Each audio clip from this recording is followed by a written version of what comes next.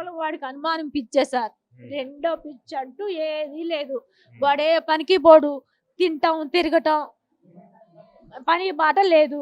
బాగా తింటాం తిరగటం. పొలం బాగొట్టాడు అల్లుడు, పొలం బాగొట్టాడు, ఇల్లు కట్టుకున్నారు వద్దనంగా.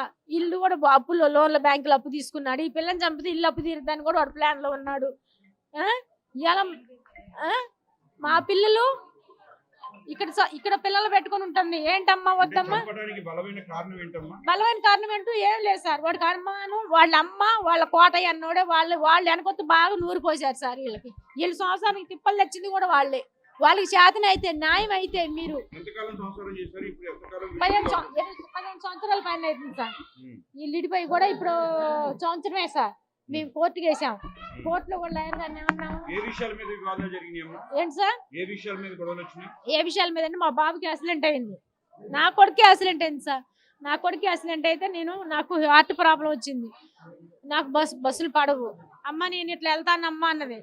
వద్దన్న నేను, నీ మగుడు అనుమానం వాడు, అసలు మీరు ఎవరు ఎక్కడో ఉండండి, నేను వెళ్ళిపోతాను.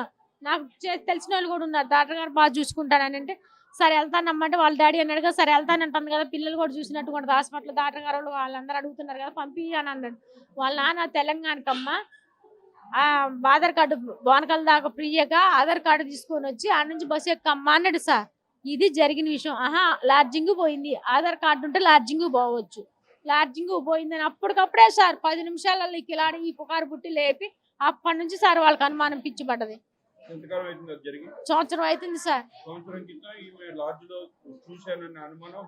లాడ్జిలో కాదు సార్, లాడ్జికి వెళ్ళిందని ఆధార్ కార్డు తీసుకొని తమ్ముడే హాస్పిటల్ తమ్ముడికి ఆపరేషన్కి వెళ్ళింది నా కూతురు. హాస్పిటల్కి వెళ్ళకుండా లాడ్జింగ్కి వెళ్ళింది అని ఈడికే. అది జరిగిన విషయం సార్.